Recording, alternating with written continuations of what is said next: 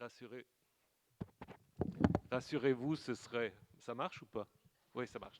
Ce sera très bref et d'ailleurs, je vois les gens sont pressés, profiter du soleil ou d'autres choses. Donc, je voudrais d'abord remercier encore une fois tous les intervenants d'être venus, certains de loin, certains aussi d'avoir fait l'effort de parler en français. Et j'aimerais aussi remercier un donateur anonyme qui a laissé quelques cadeaux pour quelques-uns de nos intervenants. Donc nous n'avons pas pu l'identifier, mais qu'il soit remercié, ou elle, si la personne est encore là. C'est un geste très, très apprécié par les intervenants. Je voudrais surtout aussi remercier les techniciens du Collège de France et tout le personnel qui ont rendu ces 2 jours très agréables pour les intervenants. Il n'y a pas eu de problème, tout s'est très très bien passé. Et bien sûr, j'aimerais remercier aussi Hervé Gonzalez à terre qui a beaucoup travaillé pour que tout se passe bien. Donc on peut l'applaudir, je pense.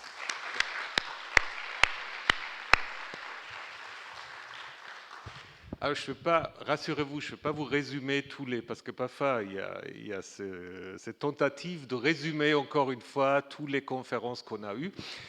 Si je faisais ça, je crois que je serais tout seul d'ici à... Oui, alors Jean-Marie Durand me fait signe assez clair que ce n'est pas la peine. Je pense quand même ce que je voudrais dire très très brièvement, c'est à la fois, je pense comme c'est un thème, je pense c'est Anne-Jacques qui a dit qui nous concerne tous d'une manière ou d'une autre et que personne n'échappera au ce thème de la vieillesse. C'était très intéressant aussi de mettre un peu en relation ce thème avec, bon évidemment le poids fort c'était quand même le Proche-Orient ancien, les traditions bibliques, mais nous avons eu quand même des apports très très intéressants qui nous sont venus du monde méditerranéen, de la Chine, de la biologie ce matin, du monde hittite et aussi du Nouveau Testament. Donc je pense en effet que cela montre, parce que finalement on s'est rendu compte que ces différents mondes avaient quand même toujours un peu la même, qu'est-ce qu'il faut dire, le même discours, un discours très contrasté. On voit en effet que la vieillesse peut être compris comme un accomplissement, comme une chance, comme une partie de la vie qui vaut la peine d'être vécue, alors que, en même temps, dans les mêmes traditions aussi, on se rend compte que la vieillesse peut être comprise comme une malédiction, comme une punition, comme quelque chose à éviter, d'où toutes sortes de fantasmes de rajeunissement et des recettes qui sont liées. Ce matin, M. Prochon nous a dit peut-être qu'un jour on rajeunira. On verra bien si on est encore là d'ici 100 ans, que ça veut dire que ça aura marché. Mais peut-être ce n'est pas une si bonne chose. Je crois qu'il faut aussi laisser la place à d'autres générations qui doivent nous succéder. Donc, on a appris beaucoup de choses. On a appris aussi le fait que ce n'est pas seulement les humains qui vieillissent. Il y a les tablettes, il y a des animaux aussi qui tout d'un coup peuvent avoir, ou des insectes qui peuvent avoir, à la fois dans la biologie et dans la mythologie gréco-romaine, une manière de nous permettre à la fois de mieux comprendre et de dépasser peut-être le vieillissement.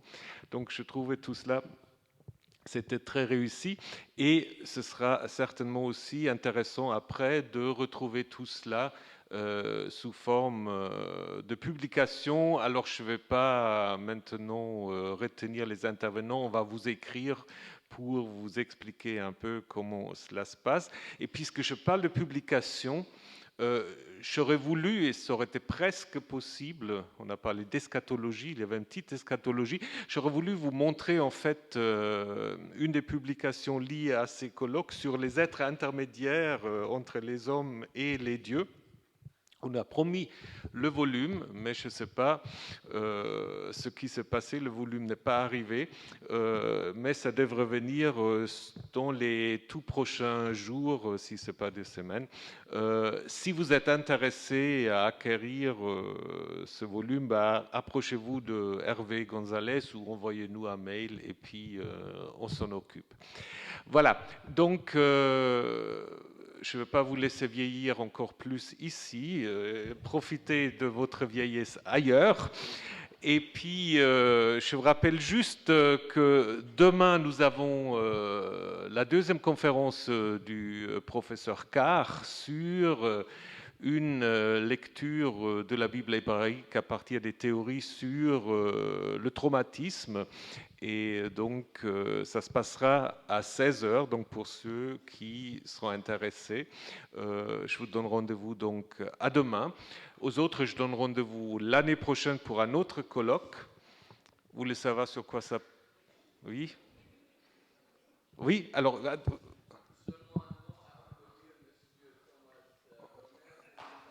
Non...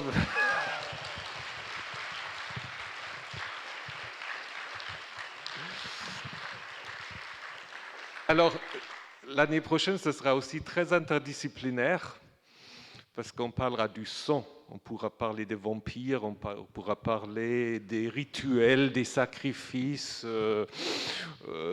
de la métaphore, de toutes sortes de choses. Donc le son, ce sera le son, discours, pratique, rituel, tout ce que vous l'avez. Et si vous avez des souhaits particuliers liés au son, faites-le savoir. Et puis on a encore le temps d'inviter des spécialistes. On ne fera pas des exercices pratiques liés au son, donc ça je crois c'est encore interdit par la loi. Mais je pense que ce sera un thème aussi très intéressant. Alors très très bonne soirée et puis à très bientôt. Au revoir.